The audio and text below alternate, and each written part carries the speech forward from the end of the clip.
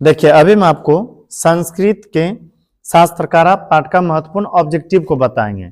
यदि आप इस वीडियो को शुरू से आखिर तक देख लें तो आपको यह बढ़िया समझ में आ जाएगा कि आखिर शास्त्रकारा पाठ से वह कौन सा ऑब्जेक्टिव है जो कई बार बोर्ड एग्जाम में पूछा गया है और आने वाला जो समय है उसमें कौन कौन सा सवाल पूछा जा सकता है।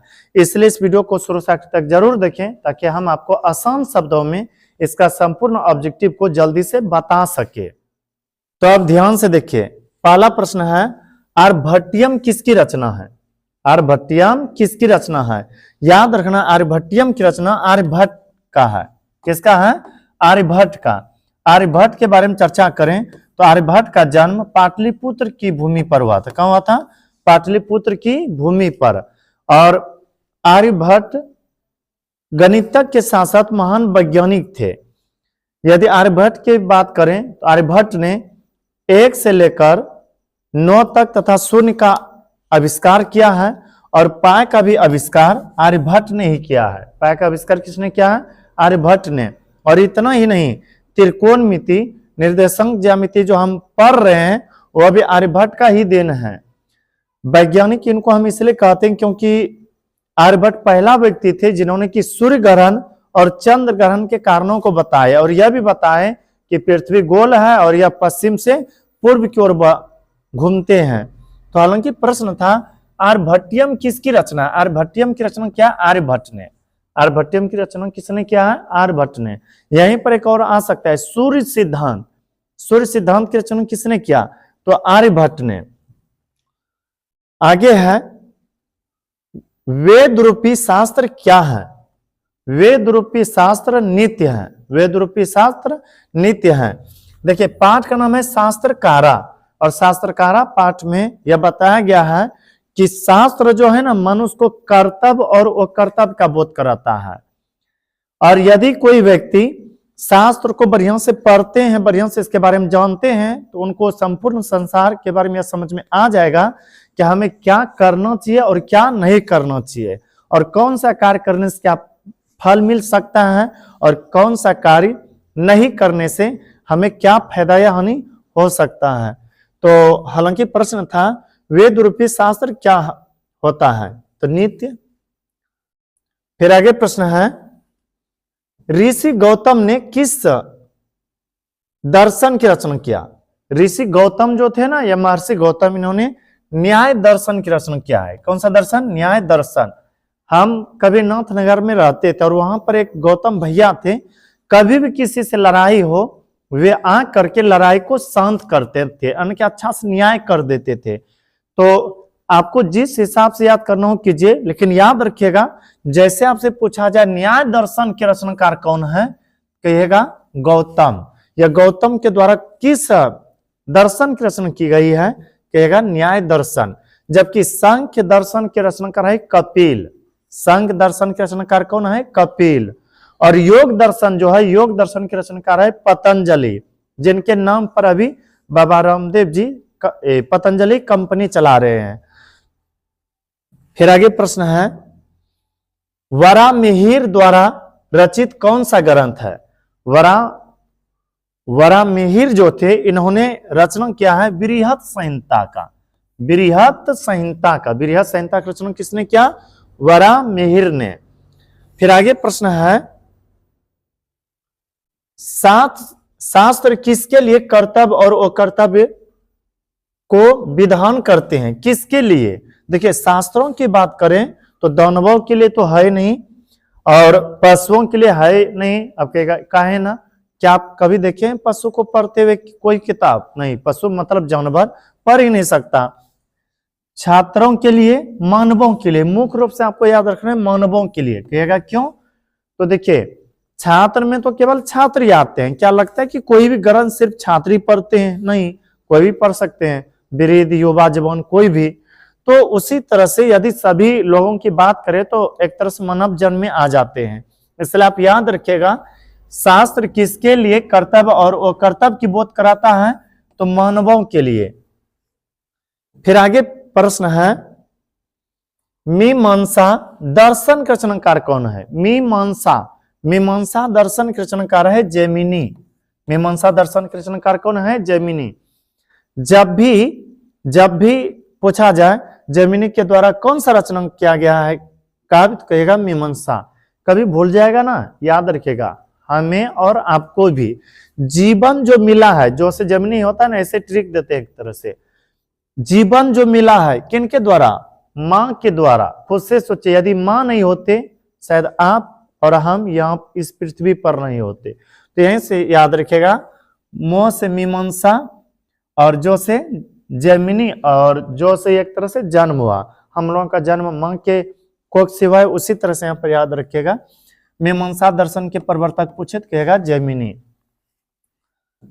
फिर आगे है महर्षि व्यास के द्वारा रचित ग्रंथ का नाम क्या है? देखिए यह क्वेश्चन पूछा है 2019 में, और 19 के ए रहे ना तो समझेगा एनुअल, और 2 रहे इधर तो समझेगा सेकेंड शिफ्ट। तो 2019 के सेकेंड शिफ्ट में यह पूछा गया था कि महर्षि व्यास के द्वारा रचित ग्रंथ का नाम क्या है? महर्षि व्यास ने निरुक्त की रचना किया है। किसकी रचना किया है? निरुक्त के। यास्क निरुक्त, यास्क निरुक्तम। तो यदि आपसे पूछे कि महर्षि व्यास के द्वारा कौन सा ग्रंथ लिखा गया है, कहेगा निरुक्त या निरुक्तम। फिर आगे है कर्म कांड करने वाला ग्रंथ कौन सा है? कर्म कांड समझते हैं ना, जिसमें पूजा विधान का वर्णन हो, विभिन्न प्रकार के जो कर्म होते हैं, जैसे कहीं पाठा या बलि सब देने का कर्मकांड, कुछ भी कर्मकांडों का वर्णन यदि पूछे किस ग्रंथ में है, कहेगा कल्प में। किसमें?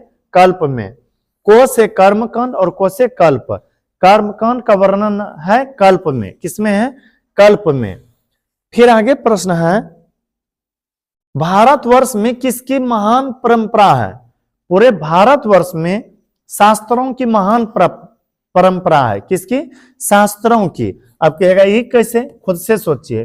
पूरे भारतवर्ष में यदि हिंदुओं के आधार पर बात करें, सनातन धर्म के आधार पर बात करें, तो हर एक लोग रामायण, महाभारत, वेद, वेदांग, उपनिषद इत्यादि के बारे में कुछ न कुछ जानने का प्रयास करते हैं, अपना संबंध बनाए रखते हैं।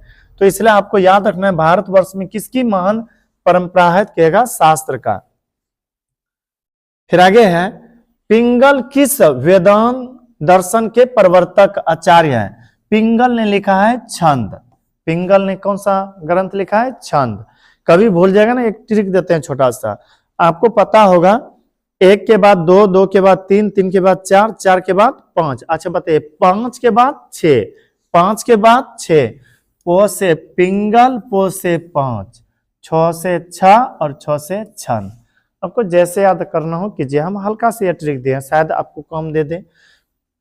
पिंगल किस वेदांग दर्शन के प्रवर्तक है? तो छंद वेदांग दर्शन के। फिर आगे है चरक और सुश्रित ने किस शास्त्र का प्रवर्तन किया? चरक और सुश्रित जो थे एक तरह से महान ऋषि के समान थे। इन्होंने लिखा है आयुर्वेद शास्त्र का। किसका? आयुर्वेद शास्त्र का। यदि आपसे कोई पूछे कि चरक और सुश्रित ने किसकी रचना किया, कहेगा आयुर्वेद शास्त्र का। यदि आपसे इसे पूछे आयुर्वेद शास्त्र की रचनाकार कौन है, तो कहेगा चरक और सुश्रित। फिर आगे प्रश्न है बृहद संहिता के रचनाकार कौन है? बृहद संहिता के रचनाकार है वराहमिहिर। कौन है? वराहमिहिर। वराहमिहिर ने बृहद संहिता की रचना किया है। फिर आगे है शास्त्रकारा पाठ में उठकर सादर अभिवादन कौन करते हैं? थोड़ा सा यहाँ पर मामला समझिए। गुरुकुल में अर्थात विद्यालय में छात्रगण बैठे हुए थे।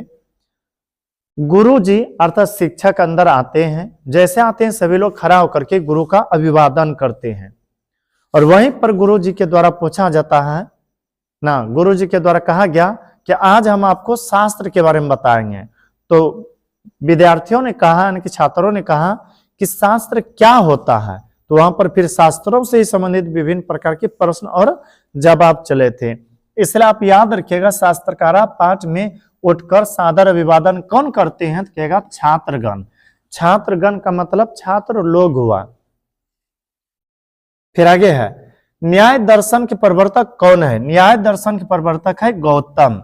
देखिए इसको कितना बार पूछा है, 2024 के प्रथम शिफ्ट, 2023 के पहला शिफ्ट, 2018 के पहला शिफ्ट और 2021 के दूसरा शिफ्ट में। तो 4 साल इसको पूछा है, थोड़ा ध्यान में रखिएगा इसको। न्याय दर्शन के प्रवर्तक कौन है? कौन है? गौतम है। फिर आगे है, शास्त्रकारा पाठ किस शैली में है? शास्त्रकारा पाठ किस शैली में है?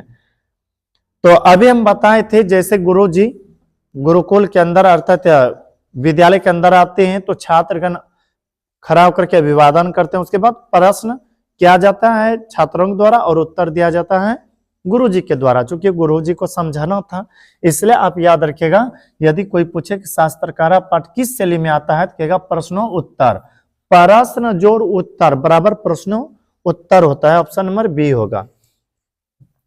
फिर आगे है, सांख्य दर्शन के प्रवर्तक कौन है? सांख्य दर्शन के प्रवर्तक है कपिल।